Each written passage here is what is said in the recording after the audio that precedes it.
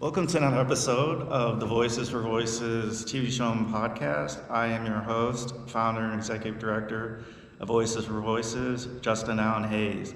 Thank you so much for joining us today. Thank you for all your support. We're making big strides. We just hit episode 200 on our way to 300 total episodes by the end of 2025, which includes in-studio episodes as well as remote episodes like the one that we're doing right now. So if you can give us a thumbs up, if you can subscribe, if you could share. Many of you know my goal of wanting to help 3 billion people over the course of my lifetime and beyond.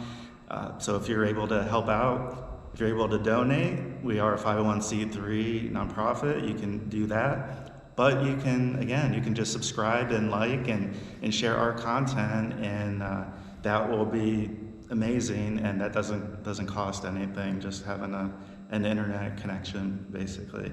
So here we are. This is part 2 of our conversation here in Kutztown University. We are speaking again with the guest we obviously had on the first episode. I'm back. He's back. The Orchestra Director here at Kutztown University, Dr. Isaacson, and we are going to continue that conversation. So thanks again. Yeah, my pleasure, Justin. Glad to be here. Yeah, there's so many different topics and how they interact and play. And we talked off camera just about communication and connection, the human connection, how you and I wouldn't be sitting here last night, what wouldn't have happened with Hearts for Music, and many other things throughout our lives that we wouldn't have known, or we wouldn't have done something because we didn't know it was there. Can you just speak on how that impacts things? Sure, I'd be glad to. You know, we have a funny saying, when I think about it, it's that common saying that, everyone's separated to Kevin Bacon by 6 degrees of separation. I think in the arts and in music, it's like 2, really, literally. Okay. Because of all the teachers you run into and professionals in the profession, someone is undoubtedly connected in your past in all kinds of ways that are unexpected. Or I'll mention, I can't tell you how many times this happened in my career where someone says, I was taking a lesson with this so-and-so, and that was one of my teachers, or someone that I worked with. And so I find that to be really interesting continuity in that way. Particularly if you're teaching applied music, because if you're taking violin lessons or piano lessons or trombone lessons, whatever it is, you're studying with someone who studied with another person, who studied with another person, who studied with another person. You can trace that lineage all the way back to some pretty interesting people. And so you realize that the continuity and the legacy of that is really human and definitive. Sometimes in music and art, it seems a little ephemeral. Like, what is the result? What's going on? But then when you really look at it, that tradition of how someone might play, or express themselves, or what they hold dear pedagogically as a teacher, mentor, gets passed on. And so I think that's really, really interesting in terms of connections. Where I think our conversation kind of really intersects is getting out of your comfort zone. Yeah. Based on just our conversation we had off camera about what your podcast has been tackling, what you've done.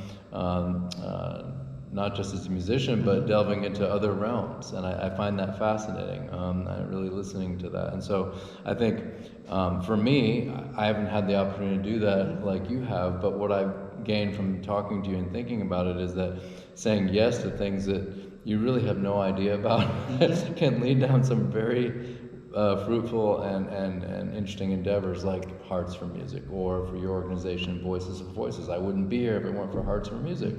And so I enjoy those intersections, and I feel that they enrich our lives tremendously in unexpected ways, for sure.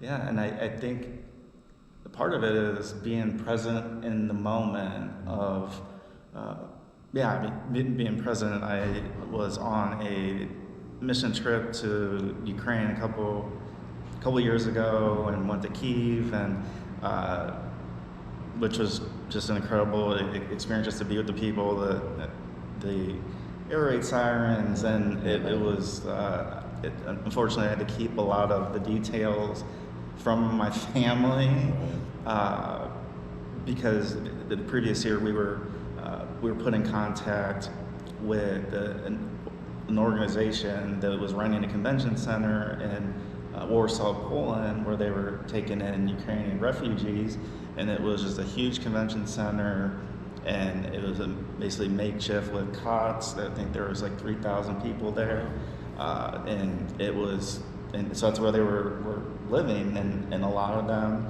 if not all of them, they left with the clothes on their back, and that was it. And so we were looking at how can we make a difference. I, interestingly enough, was having traveled to Western Europe around that time, and I had a couple extra days, and what I was going to do was fly home and then fly back. So I was going to go to Greece and then to Frankfurt, Germany, and there was a couple days where I was like, oh, I'll fly back home, do laundry, and then I started to think, I'm like, well, I'm over there in the region. I'm not going to say over. Is there something that like we can do to make an impact? Taking the politics out of it, whose side, but just getting down to the human person that didn't have hygiene products and little things. So we ship, and big thanks to UPS. Obviously, my brother-in-law works there, and he helped make it happen. But we shipped a couple hundred hygiene kits. We took books in Ukrainian, in the language, to give to the kids, and so we were able to do this thing, and it wouldn't have happened if I wouldn't have seen a news story in the newspaper to even have the ball rolling, because my mind was made up. Here's my itinerary. And so I ended up over at the convention center, and I also, or we as an organization, we wanted to not only donate the books and the hygiene products, but we know medicine, it was a big thing that they needed, and so they needed dollars, or the currency, the euro, and so we had collected some money, and we wanted to share that with the staff to be able to purchase medicine for that amount.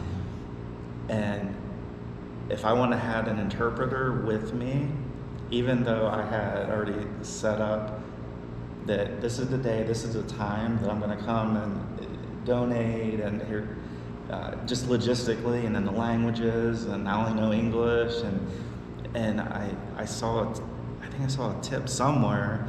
It said, hire a travel guide, and they can also be an interpreter. And so I had booked a trip to one of the Holocaust camps in Poland, and it just so happened that person that's doing the tours, and so it paid for that. But then she also does the interpreting. She knows Russian and Ukrainian, English, and I said, hey, if this is possible, just let me know. This is only going to take maybe an hour. Can you come pick me up at the hotel? Put the boxes and everything in. Drive to the convention center. We'll do that, and then we'll go on to the planned visit. And she said, oh yeah, that's fine. And so we came to the gate, and I had paperwork and info saying that who I was and what I was there for, and we're pointing like, here, you can look inside, here's what we have. And they were just going to take the things right there at this kind of checkpoint. And I'm like, and this is kind of where some of the ego creeps back in at certain points. I'm like, I didn't just travel to make an extra trip to be able to do this. You wanted to see it. And it was a lot of money to ship it, and I was like, I want to see it through. Of course. And so if I wasn't with an interpreter that knew those languages, she was able to bring the barriers of security down, talk with them in their native language, and they gave the go-ahead, showed us where to park. So we did that, and so we did the hygiene kits and the books, and then we had the money, and we said, oh, we would like, can you accept this? We'd like to donate, so you purchase medicine for some people that need it. And they said, well, which is very interesting, looking at some organizations here, they said, we can't accept donations of like money, like we can accept things like food and clothing and hygiene products, but we can't. But we know somebody who has a residence that is housing mothers with small children from Ukraine. And so the interpreter was talking to the staff at the convention center, because I didn't know, like, where is this? So they did all this talking, and I was like, yeah, like, I got the time, I'm willing to cut the visit short, what we were planning to do, if need be. And so we got in the car, and sometimes when you're traveling, you don't know exactly where you're going. Yeah, I can imagine that was a bit nerve-wracking. I was like, okay, what's actually happening? Especially in a war zone. So we arrived, and we were met by one of the mothers, and they gave us a tour, and there's artwork from the children, there's a flag, there was one of the daughters was celebrating their birthday, and I said, like, how can we help? And the interpreter's like, well, there's a grocery store down the road. Why don't we take one of the moms? Because there's probably it was a huge residence, and there was probably about 30, 35 between the moms and the children. And so we weren't taking like the only mom there away. So one of the moms came with us, jumped in the car, went to the grocery store, bought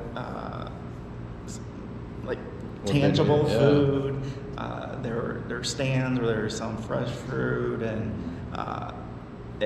went back to, and we were going to buy a birthday cake for the daughter, but it was her mom that was with us and says, no, we want to make it.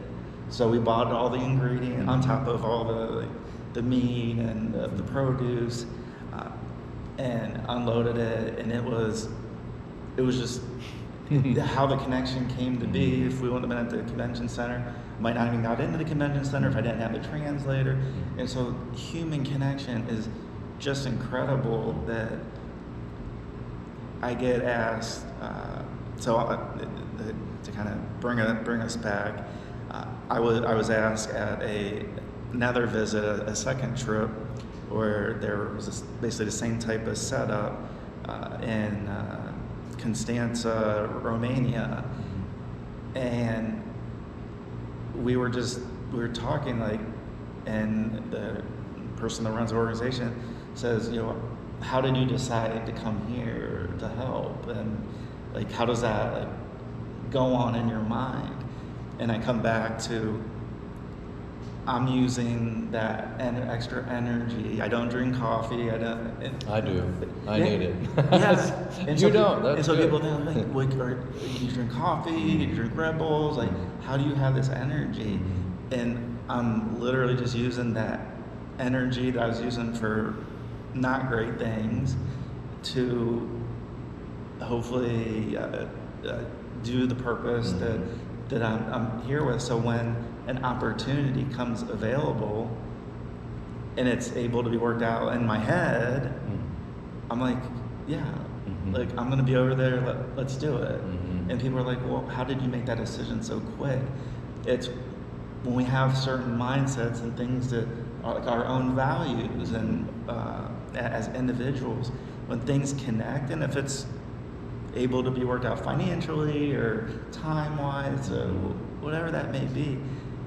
And I think with Hearts for Music, they're coming from a spot where a lot of people have counted them out, and then we talked a little bit off camera, and maybe some of this was on camera, about how Hearts for Music started in Kutztown. Of he wanted to make and still wants to make a huge impact with the human population, and for those orchestra members that can come and that can vary from day to day based off of how they're feeling and whether they can get a ride, and so many things we take for granted. Yes, and I think the general public doesn't always, or people who don't experience certain parameters or dealing with diversity in that way, they don't understand, because it can be a triggering thing for someone, and then they're almost paralyzed. And to go forward, whether it's autism and someone's having a meltdown or anxiety or whatever it may be, most people, they put their shoes on and their shirt on, and boom, let's go. And it doesn't always work that way.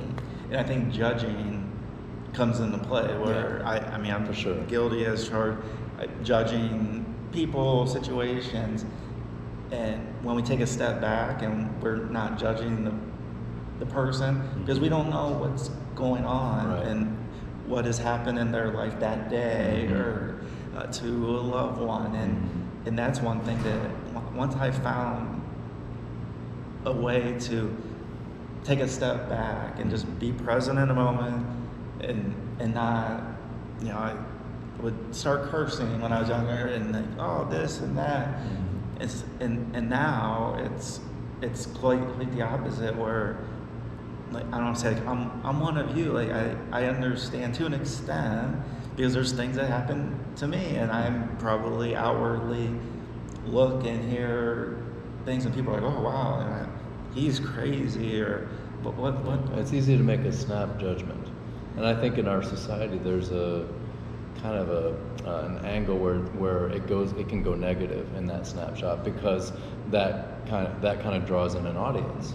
Look at what this person's doing, and suddenly it's on social media, and then you can get a whole bunch of commentary about that, and people can kind of unload their whatever they've got pent up in there, and it kind of spirals out of control. I can see what you're saying.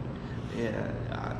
So it's so I'll bring it back to our conversation, and being here, and just the performances that you give. I want to make sure give you time to talk about how many performances you give, and then definitely the information if somebody wants to learn more about the work that you do, the classes you have, just have that branding. Sure, I'm happy to do that on behalf of Kutztown University and the music department as a whole. Kutztown is a really, I think, a school on the rise. We have 5 degree programs now. We have the BA in music, the general music degree. We have the BS, a Bachelor of Science in Music Education, and then we have a BA in Performance, a BA in Commercial Music, and also Music Business, which is not even an audition degree. It's more about the managerial side of the music profession. And so, since I've been here, I came in 2016. 3 of those degrees have been added into the curriculum, and so we've seen the school grow in 9 years, about 100 majors. So it's exciting, and I think that's really a nice thing to be a part of that growth. In terms of the orchestra and how we interact directly, we are a traditional kind of standard orchestra you'd find at a college or university with a strong music department, and we give 4 standard repertoire concerts a year plus a holiday concert, and we run the concerto competition, and 2 of them performed last night before we went into Hearts for Music. So that is sort of a central point of what I do. I train young musicians to go out and become music educators, teachers, go on to grad school, or simply as a stepping stone to a more professional orchestral setting, if you will. So that is kind of the focal point of my job here. I also teach violin and some classes that go along with that, conducting, oral skills, string tech, which is an educational course that where music ed majors learn the rudiments of how to play an instrument, stringed instrument, because in education you have to be broad-based if you get in the classroom. You might be a vocalist who gets put in front of an orchestra one day, so you have to know a little bit about that. So an education degree is very comprehensive here, which is good, and I think it's one of the hallmarks of our school. So that's kind of what I do, and I'm excited because I feel like what happened here with Hearts for Music is along the lines of what I'd like to do further in supporting Hearts for Music. I'd love to do another collaboration, and I'd also like to find more ways to utilize the orchestra and music as a tool for good. Yes. That's, I think, primarily what I've come to in my life. And I think it's a little bit about the humility that you've been talking about. It's not all about you and me. And I feel like that is a central thing, I think, to being happy in life and to feeling the gifts that life give you. If you're open to that, boy, there's some really wonderful things coming your way. And so I would like to find ways for us as a department and also for the orchestra to reach into communities that may have need, whether it be instruction or even a benefit concert to benefit this organization or music in that way. And so I've actually been thinking, before Hearts for Music ever came along, I had sort of an idea about a lesson project within the town here, for starting with stringed instruments, and I've reached out to some people about that, and then going further, adding other instruments, because we have full complementary of all styles of music and instruction right here, and so the students themselves could benefit from giving that instruction, and we could be giving something back in the area to support that. And so I think, in a way, when Paige Haight, and I mentioned her in the last podcast, came and said, "Hey, I'm involved with this Hearts for Music organization. Do you think the orchestra might be interested in collaborating?" I was already kind of open to that. But if I had not been thinking along these lines, and kind of like what you were talking about in Ukraine, that probably wouldn't have happened, because, and especially if I was maybe 15 years younger, 10 years younger, I think I was more myopic in a lot of things, and more maybe narrowly focused about what's possible.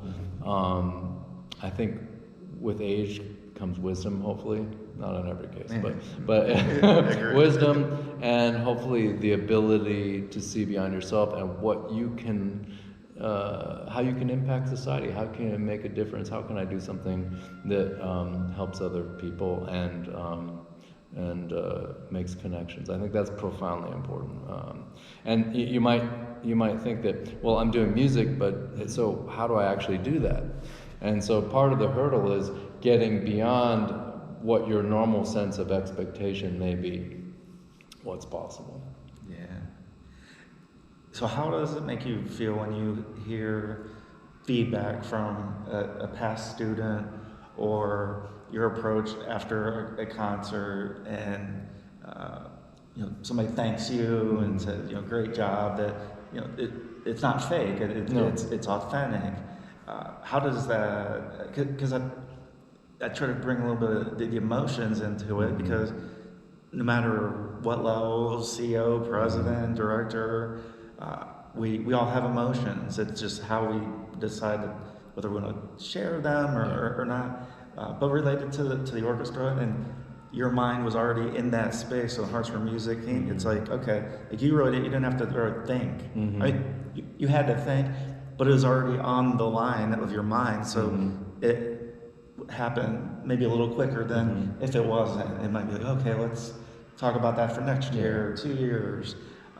So can you just of course. I think that interaction, that dialogue is very important, because if you close yourself off in any way to anyone, and this I think goes to the crux of the audience performer relationship is very important, because if you are in any way closed off and not sharing something, they're not really going to want to listen, they're not going to get it. So it is generally scary to be very expressive on stage. It's scary to do something dangerous and a little different and be spontaneous making music, because what could happen? Oh boy, we could have a wrong note. Someone's not together over there, and this is not as tight as it should be. Well, sometimes that's okay, because what you're going for is a message.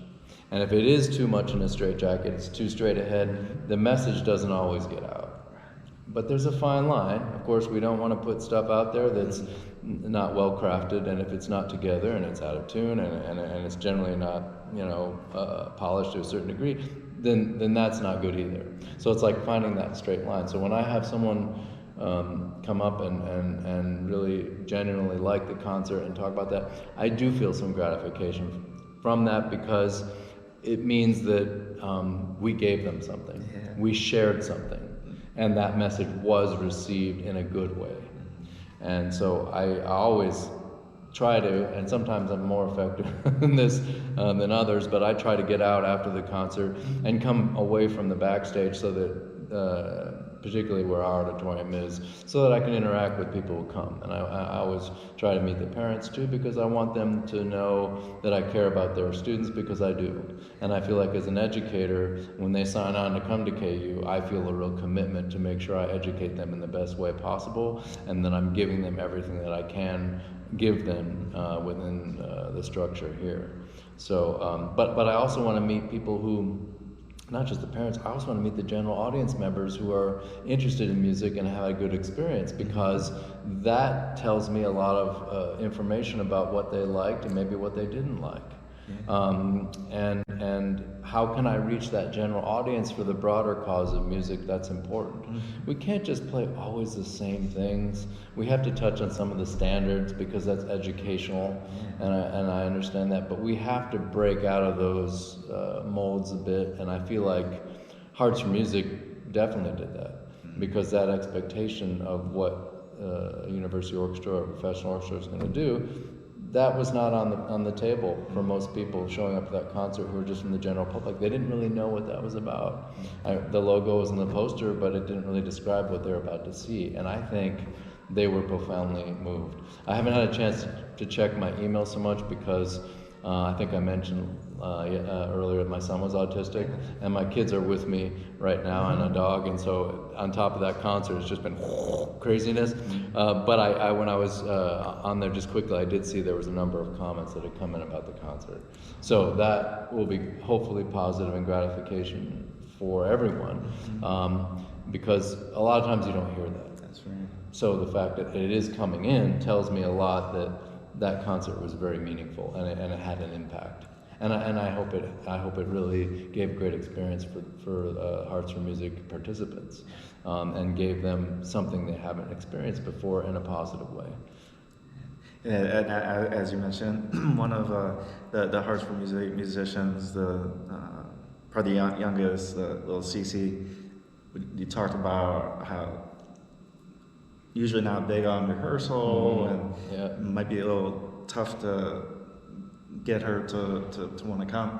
And last night she was so excited and to be on that stage. Yeah. It was a text message from Jackie, who runs the PA chapter here, and she said, Cece. She indicated that Cece is sometimes reluctant to go into the rehearsal or performance, and she was apparently just excited and elated and couldn't wait to get on stage. So that, I think, already there is really nice. And I met Jennifer last night, whose son is Mark, who is in a chair, and so she can interpret body language cues and communication in ways that I can't, because I know this from my own son, who's not very verbal. And there are certain things I hear and see as a parent that no one else can pick up on, or maybe his sister and his mother can as well. But and so we were just talking, and she was telling me exactly the impact that the performance had on him, and more importantly, she said that sometimes, like when the concert's over and there's all this sound, and it can be distracting. She said you could see him visually closing off a little bit, but he said while he was doing the music on stage and while we were playing, the KU Orchestra was playing their portion, he was just calm and happy and enjoying it. And so that was really, really gratifying to me, because that's a gift that only music could do for him. I'm glad and proud to be a part of that. Fantastic. We are at the end of our episode here, our second one. Dr. Isaacson, thank you so much for all you do, for taking that opportunity with Hearts for Music, and just being a compassionate human being, on top of being the director of the orchestra here at Kutztown. Thank you. Thank you, Justin. It's been such a pleasure, not only the podcast, but also just talking with you in between. You're a very interesting person, and I appreciate all you share. Thank you. And we want to thank you, our viewers, our listeners. Thank you again for joining us. Again, if you can give us a big thumbs up, if you can like, share, subscribe, we would greatly appreciate it. We want to thank Kutztown University. We want to thank Dr. Isaacson for not only joining us for these 2 episodes of the show, but for being a real champion for music, for the human experience, for helping through music, and that's one thing that has helped me even at the age of 43. So until next time, please be a voice for you or somebody in need. Thank you. Thanks, Justin. It was fun.